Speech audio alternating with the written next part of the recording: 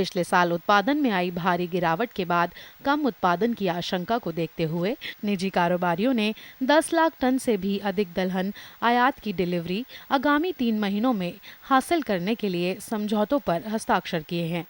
एक रिपोर्ट के अनुसार भारतीय आयातक ऑस्ट्रेलिया, कनाडा और अन्य देशों से बड़े पैमाने पर मटर, अरहर और चना आयात करने की संभावनाएं तलाश रहे हैं। भारतीय आयातकों को वहां बुआई के सीजन में कम दरों पर समझौता करने का मौका मिला है। अरहर दाल और मसूर दाल के चलते दलहनों की कीमत पिछले 1 महीने में तेजी से बढ़ी है। हालांकि विशेषज्ञों का मानना है कि आने वाले समय में दलहनों की कीमतें स्थिर बनी रहेंगी। इस सत्र खरीफ फसलों का कुल बुआई क्षेत्र 4 सितंबर 2015 को 998.67 लाख हेक्टेयर तक आंका गया, जबकि पिछले साल इस समय तक कुल मिलाकर 979.40 लाख हेक्टेयर क्षेत्र में बुआई हुई थी। एक जानकारी के अनुसार धान का रोपण 361.46 लाख हेक्टेयर में, दालों की बुआई 108.37 लाख हेक्टेयर में, तिलहन की बुआई 178.55 लाख हेक्टेयर में और कपास की बुआई 114.17 लाख हेक्टेयर में हुई। कुल मिलाकर इस बार अब तक खरीफ फसलों की बुआई 998.67 लाख हेक्टेयर के आंकड़े को पार कर गई। इस समय खेत में मक्का की फसल भी खड़ी है और मक्का की फसल जो हमारे किसान भाइयों ने समय से लगा दी थी या छोटी अवधि की जो प्रजातियां लगाई थी वो लगभग पककर तैयार हैं। तो आपको चाहिए कि उनके भुट्टे की तुड़ाई शुरू करें। तुड़ाई के लिए मौसम देख लें, सूखा मौसम है तो ये अच्छा ही मौसम है एक तरीके से तुड़ाई के लिए। और तुरंत भुट्टे को उससे निकाल कर, उसके कवर से निकाल कर और उसको सुखाएं और इसके अलावा उनकी थ्रेसिंग करें। थ्रेसिंग करके दाने को भी सुखाकर उचित तरीके से भंडारण करें। कुछ प्रजातियां जो लंबी अवधि की होती हैं वो अभी नहीं पकी हैं, जिनमें अभी दाना बनने की अवस्था चल रही है, दूध है अभी दानों में और दाने अभी सख्त नहीं हुए हैं। तो ऐसी मक्का में आप चूँकि बारिश नहीं हो रही है तो सिंचाई का विशेष ध्यान रखें और समय समय पर सिंचाई करते रहें। सिंचाई हमेशा हल्की करें और हल्की सिंचाई ज़्यादा बार अगर करेंगे तो ज़्यादा फ़ायदा होगा। तो मक्के में इस बात का विशेष ध्यान रखना है कि हम उसका जो डंठल है और ये जो भुट्टा है, इन सब का जो अवशेष निकला है उस अवशेष के लिए या तो चारे के लिए प्रयोग कर सकते हैं अथवा उसको आजकल रोटावेटर की सहायता से खेत में मिला दिया जाता है। अगर आपके पास सिंचाई की व्यवस्था है तो ये अगली फसल बोने तक 15-20 दिन का समय मिल जाता है, जिससे कि वो सड़कर एक खाद का काम करता है। मौसम विज्ञान विभाग के आंकड़ों के मुताबिक 1 जून से 8 सितंबर तक बिहार में औसत से 23% कम बारिश हुई है, लेकिन बिहार के 4 जिले ऐसे हैं जहां हालत इससे कहीं ज्यादा गंभीर है। कम बारिश के मामले में सीतामढ़ी सबसे ऊपर है, उसके बाद दूसरे नंबर पर पूर्णिया है। सीतामढ़ी में 1 जून से सितंबर के पहले सप्ताह तक औसत से 55% कम बारिश हुई है, जबकि पूर्णिया में बरसात औसत से 54% कम रही। कम बरसात के मामले में तीसरे नंबर पर भोजपुर है, जबकि चौथा स्थान सहरसा का है। भोजपुर में औसत से 53% कम बरसात हुई है, वहीं सहरसा में औसत से 52% कम वर्षा हुई। अगर सीतामढ़ी की बात करें तो यहाँ इस समय धान, मक्का, तिल, गन्ना और चारा फसलें मुख्य रूप से लगी हुई हैं। इनमें सिंचाई का ध्यान रखें।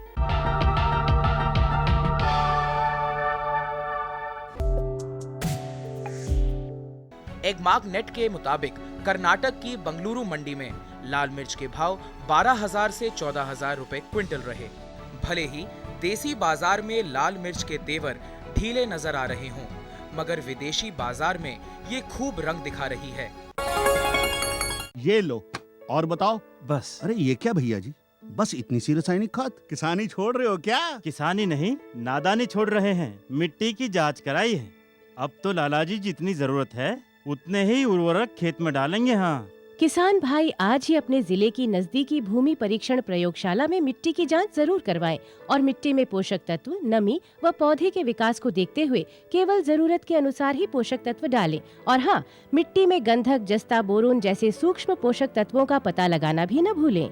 उर्वरक और जैविक खाद के सही उपयोग से भूमि का उपजाऊपन बनाए रखें, उत्पादकता बढ़ाएं, खर्चा घटाएं और बहुमूल्य विदेशी मुद्रा बचाने में भी सहयोग दें। और हाँ, धीमी गति से नाइट्रोजन उपलब्ध कराने वाले उर्वरकों जैसे नीम लेपित यूरिया को प्राथमिकता दें और यूरिया का पत्तों पर छिड़काव करें। अरे वाह, तू तो सचमुच समझदार हो गया रे। अधिक जानकारी के लिए संपर्क करें जिला कृषि अधिकारी या किसान कॉल सेंटर।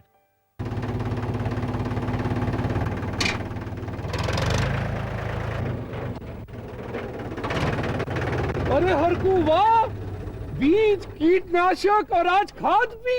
अरे इतना खर्चा कहाँ से?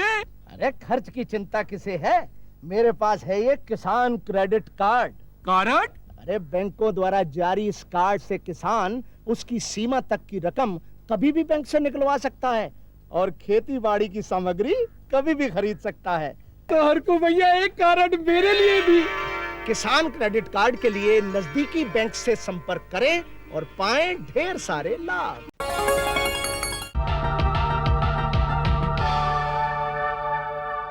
बड़े पुराने बोल हैं कि ये देश है वीर जवानों का, अलबेलों का, मस्तानों का। आज ये बात पूरी तरीके से सार्थक सिद्ध होती है, क्योंकि इस समय हमारा देश जवान हो रहा है। इस देश की जो युवाओं की आबादी है वो 35% है, और एक और महत्वपूर्ण बात यह है कि उस 35% में भी 75% भाग जो है ग्रामीण युवाओं का है। यानी मेरी बात सीधी आपसे। इस दिशा में भारतीय कृषि अनुसंधान परिषद की एक बहुत ही महत्वपूर्ण योजना है जिस पर हम आज पहली बार आपसे रूबरू होकर के चर्चा कर रहे हैं, और ये योजना है आर्या। इसमें खासकर जो ग्रामीण युवा है उसको आकर्षित करने के लिए, प्रोत्साहित करने के लिए और अपना हाथ जगन्नाथ करने के लिए, यानी अपने पांव खड़े करने के लिए कार्य होगा। ये योजना क्या है, किस तरीके से क्रियान्वित होगी और कैसे आप इसका लाभ उठा सकते हैं, तो आइए इस बात की जानकारी लेते हैं भारतीय कृषि अनुसंधान परिषद के उप महानिदेशक कृषि प्रचार डॉक्टर AK सिंह साहब से। जी नमस्कार। डॉक्टर साहब, ये जो एक चर्चा है आर्या की, और निश्चित तौर से जो एक तरह से देखा जाए आर्यवंश की बात है और एक बड़े उत्थान की बात है, ये आर्या है क्या? देखिए, आपने बड़ी अच्छी बात की है कि युवाओं की संख्या बढ़ रही है और गांव में युवा इस आशा की तरफ, सरकार की तरफ देखता है कि कैसे रोजगार के अवसर मिलें और अपने को तमाम बातों से जोड़ता है वो, जैसे शहर के लोग कैसे रह रहे हैं, क्या उनको सुख सुविधाएं हैं और वैसी जीविका वो कैसे जीवन यापन गाँव में रह करके कर सकता है। इसलिए ऐसी उनमें एक जिज्ञासा है कि कृषि में क्या हम करें जिससे कि हमें कुछ अवसर मिले, कुछ आमदनी मिले और हम ऐसी जीविका जीवन यापन कर सकें जो कि सभी से एक तरह से किसी से छीण ना हो, बल्कि सबके बराबर हो जो शहरों में रह रहे हैं और गाँव में रह रहे हैं। इस उद्देश्य के पूर्ति के लिए भारतीय कृषि अनुसंधान परिषद ने पीछे भी अनेक प्रयास किए हैं। विशेषकर से तकनीकी को आगे बढ़ाने की बात की गई है जिससे कि किसान उसको ले जाएं और कृषि का उत्पादन करें, लेकिन एक ऐसी योजना जो कि युवाओं के ऊपर केंद्रित है।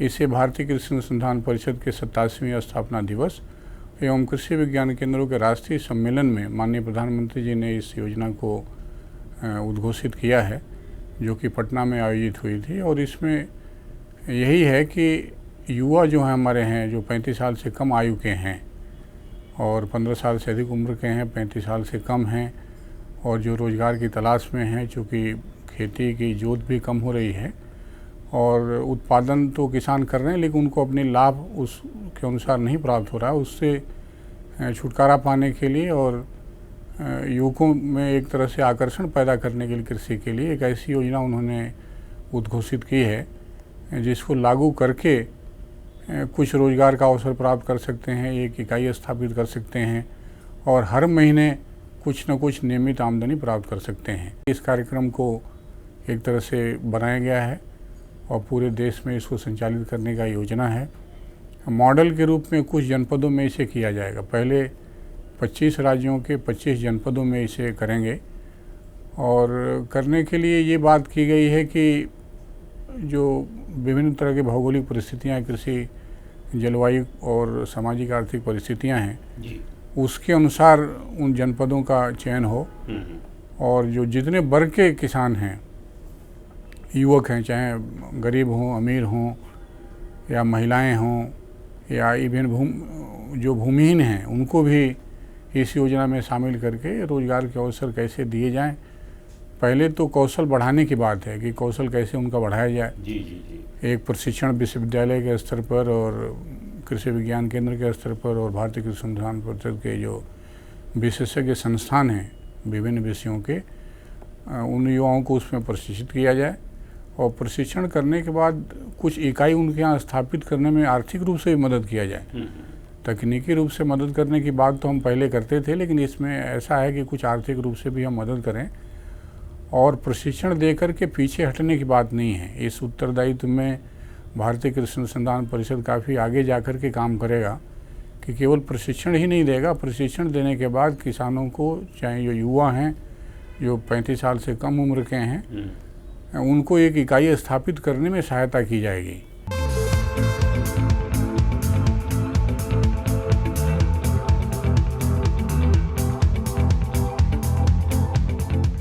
डॉक्टर सिंह, इसमें एक बात ये भी जो आती है, मोटी बात वो ये है कि ऐसे कौन से रोज़गार के माध्यम होंगे, ऐसे कौन से रोज़गार होंगे जिससे कि आकर्षित होकर के जो हमारा युवा है वो गांव में ही टिक जाए, पलायन ना हो। देखिए, उत्पादन का कार्य तो हमारे युवा कर रहे हैं, लेकिन उत्पादन का लाभ उनको नहीं मिलता है। जैसे दाल का उत्पादन करते हैं, लेकिन उनके यहाँ से दाल जो खरीद के जाती है बाज़ार में, तो वो जो बेचते हैं उनका भाव बहुत ही कम होता है, आधे से कम मूल्य पे बेचते हैं। ऐसे ही हल्दी का उत्पादन किसान करता है, अदरक का उत्पादन करता है, लेकिन उसकी जो प्रसंस्करण है वो नहीं कर पाते हैं अपने लेवल पे। तो इसलिए जो लाभ उनको मिलना चाहिए उनको न मिल करके जो दूसरे लोग हैं, जो बीच में बिचौलिए हैं, जो प्रसंस्करण कर लेते हैं, वो उस लाभ को ले जाते हैं। तो इससे उनको बचाने के लिए जो बिचौलिए प्राप्त करते हैं लाभ, उससे बच करके कैसे वो लाभ प्राप्त कर सकते हैं, इसके लिए उन इकाइयों का चयन किया जाएगा उन क्षेत्रों को देखते हुए। जहाँ पे यदि फूलों की खेती होती है तो फूल के खेती पर कैसे हम उनको ट्रेनिंग दे सकते हैं, प्रशिक्षण दें। प्रशिक्षण देने के बाद फूलों को कैसे संरक्षित करके रख सकते हैं, ज़्यादा दिन तक नुकसान ना हो, जल्दी सूखे ना, और कैसे उसको बाज़ार से जोड़ सकते हैं। ये तीनों चीज़ों को ध्यान में रख करके ये पूरी योजना बनाई गई है।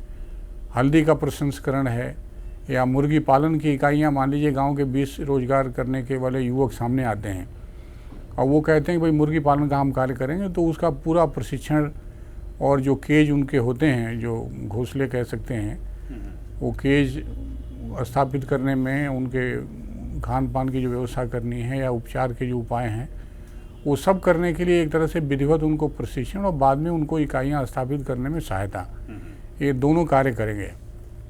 समूह के रूप में भी युवक सामने आ सकते हैं। जैसे 5-10 युवकों का एक समूह है और बीज उत्पादन करना चाहता है, उसका प्रसंस्करण करना चाहता है, तो 10 युवक साथ में मिलकर के एक परियोजना शुरू कर सकते हैं, जिसकी आर्थिक सहायता और तकनीकी सहयोग भारतीय कृषि अनुसंधान परिषद की तरफ से संबंधित कृषि विज्ञान केंद्र के माध्यम से उन युवाओं को दिया जाएगा। ऐसा हमारा प्रयास है कि एक ज़िले से 200 से 300 युवा का हम चयन करेंगे और 10 या 12 जो मेन मुख्य धाराएं हैं कृषि जिसमें रोजगार सृजित हो सकते हैं, उनका चयन करके उसमें उनको सम्मिलित करेंगे युवाओं को और प्रशिक्षण देना। प्रशिक्षण के देने के बाद उनको इकाई स्थापित कराने में मदद करना और इकाइयाँ नियमित रूप से चलती रहें और हर माह और प्रतिदिन कुछ यदि उनको आमदनी मिलती है तो ऐसा हमारा प्रयास रहेगा इस योजना के माध्यम से। जैसा मैंने पहले भी कहा कि भूमिहीन हैं, उनके पास ज़मीन नहीं है, लेकिन जैसे मधुमक्खी पालन एक ऐसा व्यवसाय है जिसमें कि ज़मीन की ज़रूरत नहीं है। सड़क के किनारे भी चाहे जो बंजर ज़मीन है गांव की, वहाँ भी कोई अपने जो बाग्स हैं इसके उसको रख कर के शहद का उत्पादन कर सकता है। तो ऐसे जो भूमिहीन युवक हैं उनको भी हम कोशिश करेंगे कि इस योजना से कृषि आधारित जो व्यवसाय हो सकते हैं उससे इनको जोड़ें और उनको प्रशिक्षण दें और उनको लाभ पहुँचाएँ।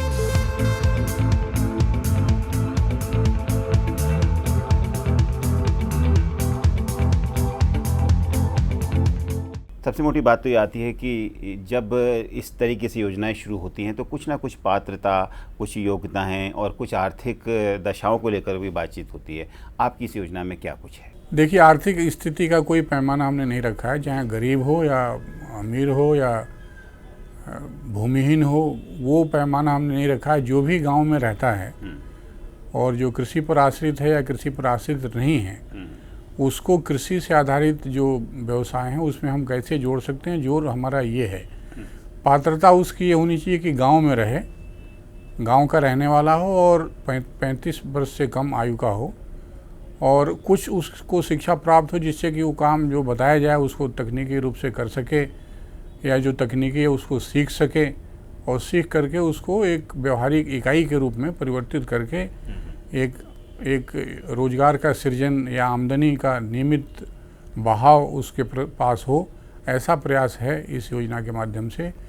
और इसमें कृषि विज्ञान केंद्र ही एक तरह से जुड़े रहेंगे जो हमारे युवा हैं, लेकिन जो कृषि विश्वविद्यालय हैं या भारतीय कृषि अनुसंधान परिषद के संस्थान हैं या कोई और भी संस्थान हैं जो कि कृषि और कृषि तकनीकी पे काम कर रहे हैं, या कुछ ऐसे फाउंडेशन या कोई ऐसी स्वयंसेवी संस्था हो जिसके पास रोजगार के कोई मॉडल हों, उनको भी इसमें तकनीकी पार्टनर बना करके हम काम करने का प्रयास करेंगे और तरह तरह के मॉडल हम विकसित करेंगे जिससे युवाओं को एक तरह से प्रयास ये है कि आकर्षण हो और गांव में ही रुकें। जो पलायन गांव से हो रहा है उस पलायन को रोकने के लिए, और यदि हमने 5-10 गाँव के 200 से 300 युवाओं को एक आदर्श बना दिया तो जनपद में और जो युवा हैं उनके लिए भी एक आदर्श के रूप में काम करेंगे।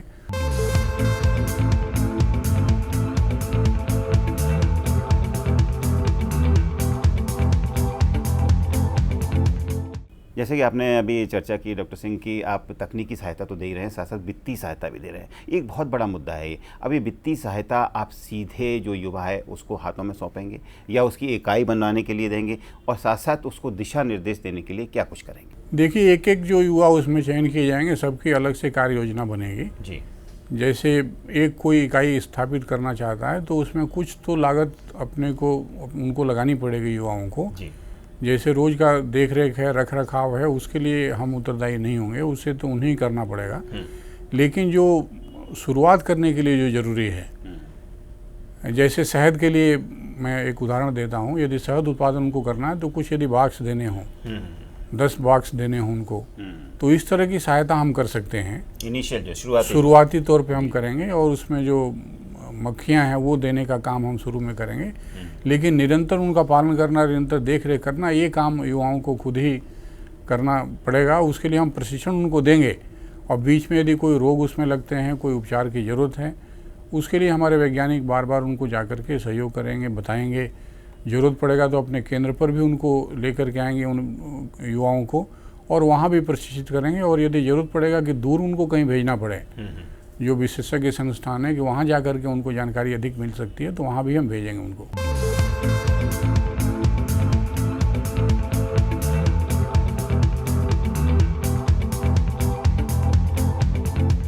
सबसे महत्वपूर्ण बात जो मैं अंत में पूछना आपसे चाहूँगा वो ये है कि किसान ने इतनी मेहनत कर ली, युवा ने इतनी मेहनत कर ली और एक तरीके से उत्पादन भी हासिल कर लिया। अब उत्पादन के लिए बाजार कहाँ है? ये आपने बड़ी अच्छी बात की है। देखिए, किसान पैदा करता है और बाज़ार में नहीं ले जा पाता है। जी। तो हमारा ये प्रयास रहेगा कि जिन युवाओं को हम प्रशिक्षण दें उसमें एक या 2 समूह ऐसे प्रशिक्षित करें जो कि बाज़ार और बाज़ार को से निपटने के लिए निपुण हों, कि वो समूह कैसे वहाँ के जो भी उत्पाद होंगे स्थानीय स्तर पर उसको इकट्ठा कर सकते हैं। सामूहिक व्यापार करने की बात हम करेंगे इन युवाओं के द्वारा कि 8 या 10 का समूह युवाओं का ऐसा ट्रेंड हो जाए, प्रशिक्षित हो जाए उससे कि सभी जो लोग भी उत्पादन करते हैं उनको एक जगह इकट्ठा करें और इकट्ठा करने के लिए जो बाज़ार उनको अच्छा दिखाई पड़ता हो नज़दीकी, वहाँ पर भाव अच्छा मिलता हो तो वहाँ ले जा करके मोल भाव करके अच्छे दाम पर बेच पाएँ और फिर वहाँ पे वितरण जो आमदनी होगी उसको कर सकें। तो इस तरह से आप देखेंगे कि एक समूह करता है 200 लोगों के लिए तो सबको उसके पीछे भागना नहीं पड़ेगा और जो सबका समय और सबका खर्च जो लगेगा उससे हम बच सकते हैं। तो इसके लिए कोई सरकारी सहायता नहीं है, लेकिन स्वयं सहायता है कि युवक खुद आएंगे, उनको ऐसा प्रशिक्षण देंगे कि बाज़ार खुद ही वो चिन्हित कर पाएंगे। हम जरूर सूचना देंगे कि इस बाज़ार में इस उत्पाद को आप ले जा सकते हैं, ऐसा लाभ वहाँ पे आपको मिल सकता है, कैसे आप जुड़ सकते हैं। यदि आप कहीं से और बड़ा प्रोजेक्ट इसको रखना चाहते हैं, कहीं से और लोन लेना हो तो उसके लिए भी हम उनको जानकारी देंगे, लोगों से मिलवाएंगे भी। लेकिन मुख्य रूप से हमारा काम ये है कि उनको सबल बनाना। जी। जो युवा हैं, ऐसा नहीं कि पूरा उत्तरदायित्व हम ही ले लेंगे, ऐसा सबल बनाना, ऐसा उद्यमी बनाना कि खुद ही वो काम को कर सकें और अपने पैरों पे खड़े हो सकें।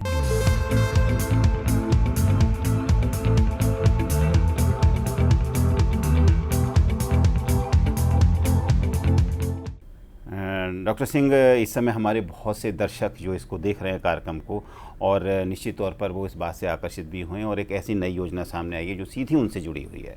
लेकिन अब फिर बातें आती है कि वो तत्काल ये कहेंगे कि हम आखिर संपर्क कहाँ करें और कब करें और कैसे किया जाए। जिस जनपद में हमारा ये कार्यक्रम चलेगा उसकी सूचना हम अभी प्रचारित भी करेंगे। उसको कुछ जिलों को हमने चयनित भी कर लिया है और वहाँ के जो स्थानीय लोग हैं उनके ऊपर विभिन्न अखबारों के माध्यम से, रेडियो के माध्यम से और टेलीविज़न के माध्यम से हम सूचनाएं देंगे कि कैसे उससे लाभ प्राप्त कर सकते हैं, योजना के लाभ क्या हैं, योजना में आप कैसे शामिल हो सकते हैं और योजना से लाभ कैसे पा सकते हैं वो, और कौन सी इकाइयाँ हैं जिस पर वो काम कर सकते हैं। इसके लिए विधिवत हमारा कृषि विज्ञान केंद्र सामने आकर के विभिन्न माध्यमों से प्रचार प्रसार करेगा और लोगों से संपर्क करके उन्हें जानकारी देगा और उन्हें इस कार्यक्रम में शामिल करेगा। मैं पूरे जनपद की बात नहीं कर रहा हूँ, पूरे जनपद को शामिल कर लेंगे। हम ये कह रहे हैं कि 200 से 300 युवा एक जनपद में चयनित करेंगे और जिनमें हमें लगता हो कि वो दूसरों के लिए एक मॉडल बन सकते हैं, आदर्श बन सकते हैं, तो उन्हीं युवाओं को चयनित करके प्रशिक्षण देने की बात है और प्रशिक्षण देने के बाद रोजगार स्थापित करने में उन्हें सहायता करने की बात है। एक बार स्थापित होने के बाद समयांतर पे उनको बराबर एक तरह से ज्ञान देना और एक मॉनिटरिंग की जो बात हम करते हैं कि निरीक्षण करते रहेंगे और निरीक्षण करने में जो भी वहाँ पे कमियाँ होंगी, जो भी आवश्यकताएं होंगी, उसको दूर कराने का हम प्रयास करेंगे। इस संबंध में और भी अधिक जानकारी के लिए आप सीधे भी संपर्क कर सकते हैं।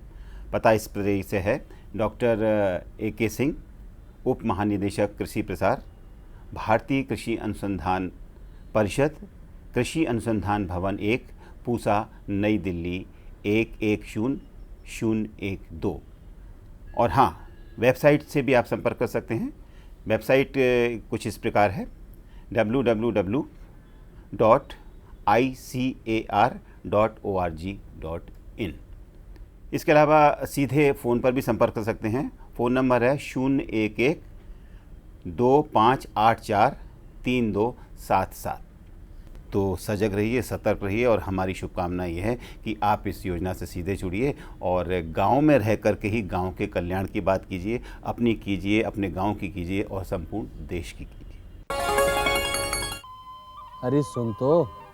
मुझे क्या सुनाना चाहते हो? जो सुनाओ मेरी सौतन को। किसको? अरे वही तुम्हारा मोबाइल फोन जिससे सुबह शाम दिन रात चिपके रहते थे और कहते थे किसान कॉल सेंटर से बातें हो रही हैं। अच्छा ये बात है। हाँ क्यों, क्या हुआ? अब बात नहीं होती क्या? अब तो झट से बात हो जाती है। ऐसा क्या? हाँ, अब तो ज्यादा लाइनें और खास तकनीक के कारण खेती के माहिरों से तुरंत बात हो जाती है। और अगर कभी लाइन व्यस्त हो तो अपनी समस्या फोन पर रिकॉर्ड करा दो, वहाँ से फोन आ जाता है और समस्या की हल का मैसेज भी आ जाता है। ये देखो आ गया। अरे वाह, इसका मतलब इंतजार की घड़ी अब खत्म। हाँ, तभी मैं सोचूं कि आजकल मुझ पर इतना प्यार क्यों आ रहा है। कृषि संबंधी समस्याओं का अपनी भाषा में तुरंत हल पाने के लिए पूरे भारत में किसी भी फोन से हेल्पलाइन नंबर पर संपर्क करें। किसानों का दोस्त किसान कॉल सेंटर।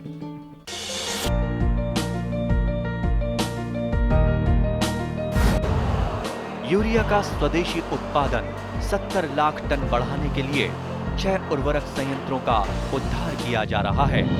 FCIL के गोरखपुर, सिंदरी, तलचर और रामागुंडम संयंत्र, HFCL की बरौनी इकाई और BVFCL की नामरू फोर्थ। सोने पर सुहागा ये है कि देश में अब बनेगा सिर्फ नीम लेपित यूरिया, क्योंकि इससे होगा किसानों का फायदा ही फायदा। अनाज का उत्पादन 10% तक बढ़ेगा। बढ़ेगी 10 से 15% नाइट्रोजन क्षमता।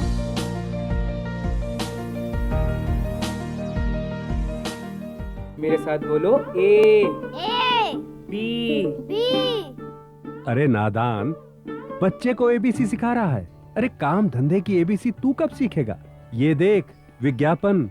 तेरे जैसे कृषि विज्ञान सीखे हुए युवाओं के लिए भारत सरकार के कृषि मंत्रालय ने एक योजना बनाई है, AC ABC। AC ABC? जी हाँ, ACABC यानी एग्री क्लिनिक्स और एग्री बिजनेस सेंटर। इसके तहत कृषि विज्ञान पढ़े युवाओं का चयन होने पर उन्हें मुफ्त ट्रेनिंग दी जाती है और हाँ, अपना कारोबार चलाने के लिए बैंक से लोन भी मिलता है। इसके साथ ही अगर युवा अपने इलाके के किसानों की खुशहाली के लिए उन्हें खेती बाड़ी व अपने कारोबार से जुड़ी लाभदायक जानकारी देते रहेंगे तो उन्हें लोन पर 36 से 44% तक की सब्सिडी भी मिलेगी।